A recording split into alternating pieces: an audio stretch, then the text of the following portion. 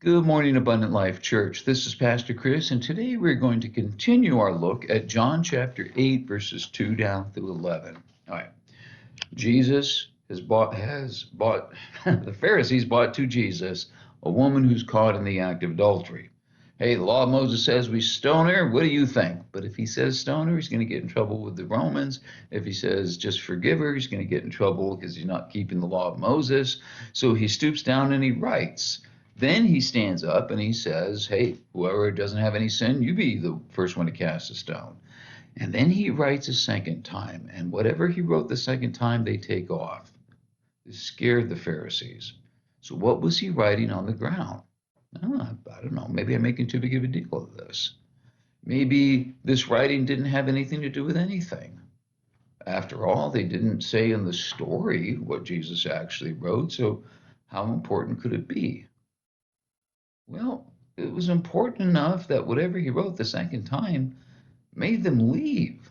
So it must have been something important.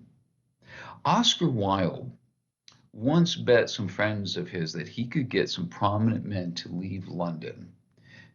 Okay, how? Well, he sent each of these guys a telegram, and the telegram was anonymous. And after they got this telegram, these guys took off. What did the telegram say? All it said was, all has been discovered. Leave town at once. That was it. He didn't have any dirt on him. These guys had guilty consciences. So I wonder if these Pharisees who left when they saw what Jesus was writing the second time had guilty consciences. Now you might say, well, he was just trying to throw them off balance with all this. Maybe he's just trying to confuse them with some writing in the dirt that'll, throw him off balance. He can find a way out of his trap.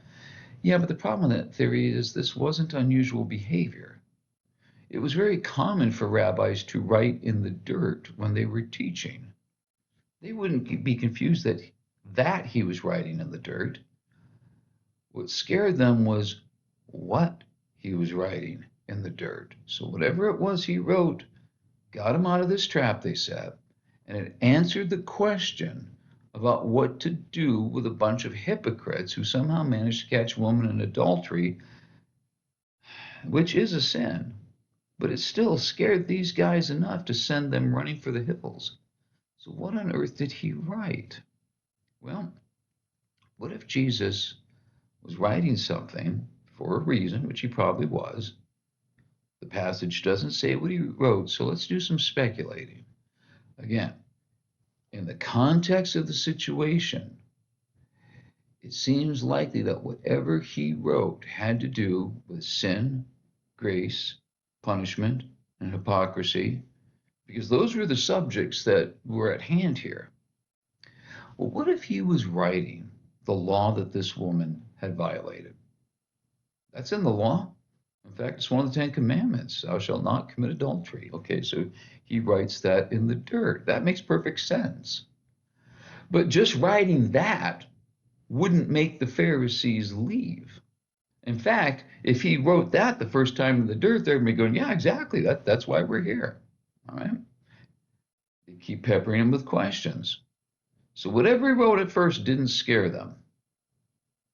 But then he got to writing the second time. And remember, it was after the second time that they all left. So what did he write? Okay, first he writes, thou shalt not commit adultery. I wonder if he didn't write her name next to that. And then the second time, here's my guess. He's writing some sins these guys committed. Then he puts a little dash next to these sins and looks at him. You want me to continue? Do you want me to put your names next to these sins? And they all leave. They all left. Look at verse 8 again. Verse 8. Again, he stooped and wrote on the ground. The normal Greek word here to write is graphina. But here the word is kata graphina, which means to write down a record against someone. Yeah, Jesus was indeed writing down their sins. He was writing down their record for anyone who wanted to see what their religious leaders were really up to. Can you see why this would clear the place out pretty quickly? All of a sudden, they weren't so concerned about the sins that they had committed, were they?